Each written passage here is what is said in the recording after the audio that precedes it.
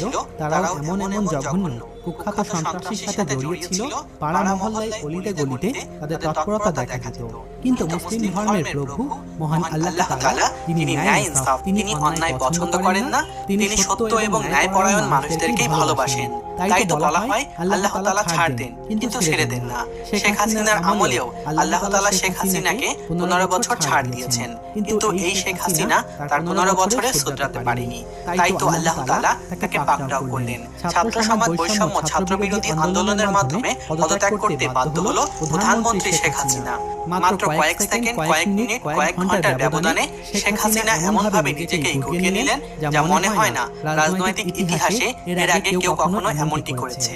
কঙ্কাল দেখে ফরেনসিক বিভাগ এটা অনুমান করে যে এই কঙ্কালগুলো যাদের, তাদেরকে পাশবিক নির্যাতন করে মেরে ফেলা হয়েছে। যে শাস্তি আজও এই পৃথিবীতে কাউকে দেওয়া হয়নি। যদিও বছরকে পর বছর তাদের